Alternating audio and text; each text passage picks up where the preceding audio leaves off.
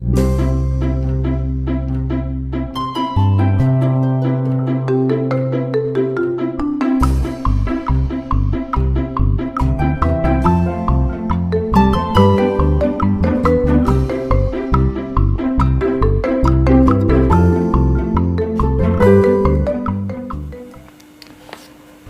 ่สูงค่าใหม่สูงผมจมครับตอนพี่น้องค่ะหนึ่งออนไลน์ดำมุดังเซงนะครับเนาะตีเข้ามาปั่นแห้งตัวตีซ่องยูทูบเขาเกี่ยวใจแลอีกป้าแทงตีตั้งเพจเฟซบุ๊กเขาตั้งหูอยู่ในมือเฮาในขนอบเอาค่ะใหม่สูงต้องตักพี่น้องค่ะผู้ติดตามปั่นแห้งตีซ่องยูทูบเขาแลอีกป้าแทงตีตั้งเพจเฟซบุ๊กเขากูก็ก่อในขนอบตอนตาวันเหมือนในก่อขาดีมาเลยเพียนเกี่ยวกับตั้งหูตั้งหันเลเพียนกรรมไหมพลาสุปฏิปันโนในขณะเอาคาในวันมื้อในก็ขาดิมาเลเพียนกรรมไหวสากรุงสังขาเจ้าเก้าเปิงในขณะ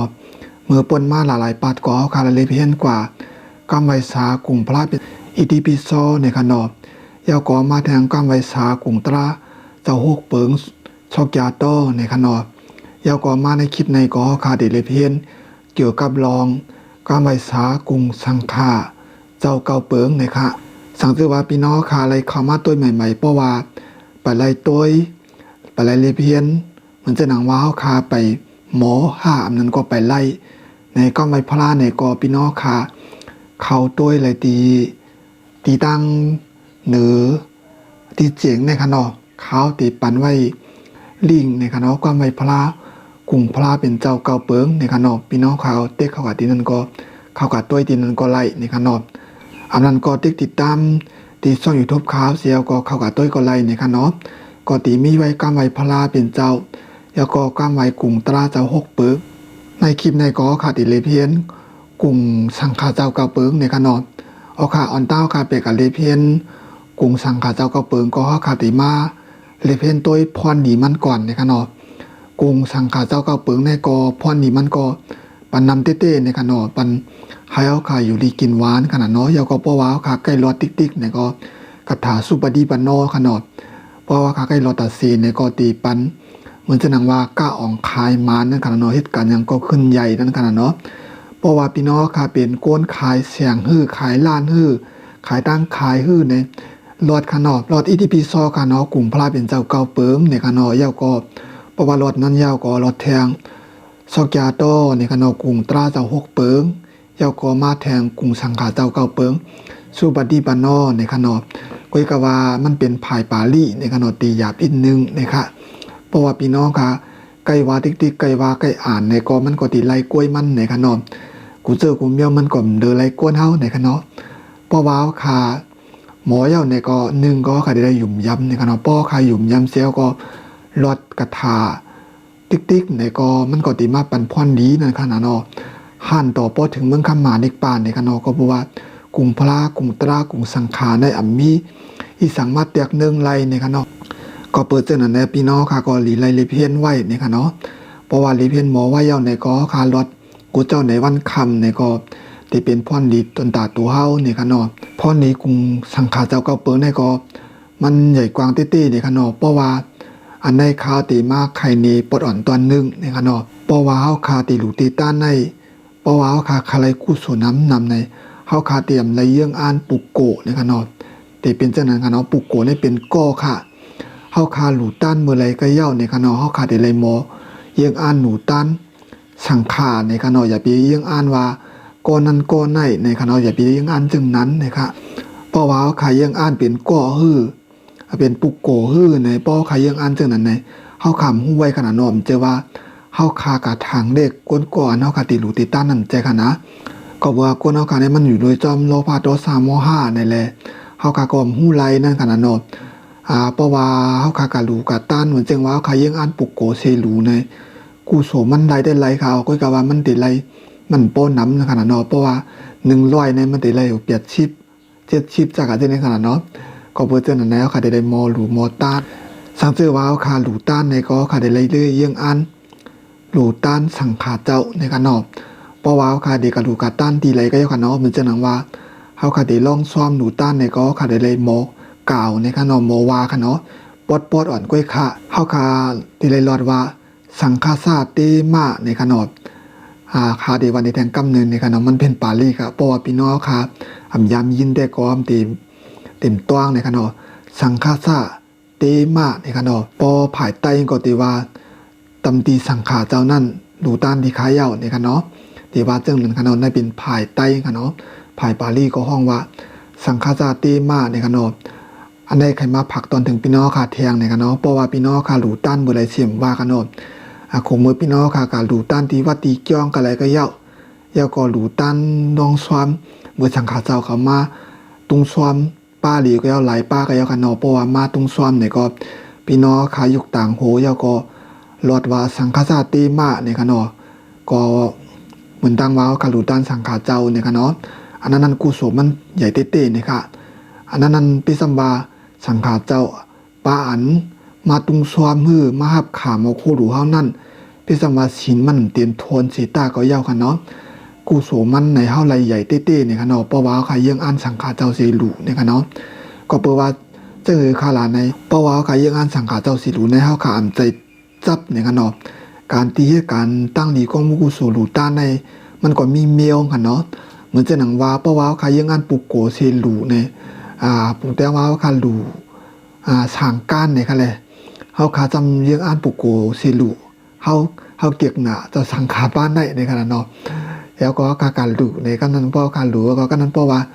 กันนั้นเฮากะหันเมียนฮื้อยินเมียนฮื้อว่าเขาเจ้าเอาใจเขาเจ้าเอาเฮ็ดแต่ต่างเมียวฮื้อเอานุ่งห้ายจักอาจจะในก็เฮาก็สิเป็นใจเล็กในขณะเพราะว่าขาใจเล็กในก็กู้สัวนั้นก็มันเต็มในน้ำในขณะเนาะเพราะว่าขาเยี่ยงอ่านสิรู้ว่าสังฆจติมาในได้เขาเจ้าใครเอาเฮ็ดสังเฮ็ดในขณะเนาะเฮาขำใจจับเอาขณะเนาะการดีเฮ็ดการตาหน้าตีเหมือนจึงนั้นในขณะจะได้ว่าการลูกาต้านยาก็ใจจับใจติดว่าสองเขาเจ้าเอาใจสองเขาเจ้าใจตื้อเปียแล้วโยเอาไว้จังนั้นจังไหนเอาโยเนี่ยเฮาเต็มเปลี่ยนใจจึงนั้นในขณะการเฮ็ดการตาหน้าเนี่ยมันก็มีจึงนั้นในขณะพุทธพระเป็นเจ้าข้าฮ้อไว้ว่าการที่เขาใครการตาหน้าในเป็นจึงนั้นว่าเขาคัดใจปล่อยว่างเปียดในขณะเนาะปล่อยว่างเปียด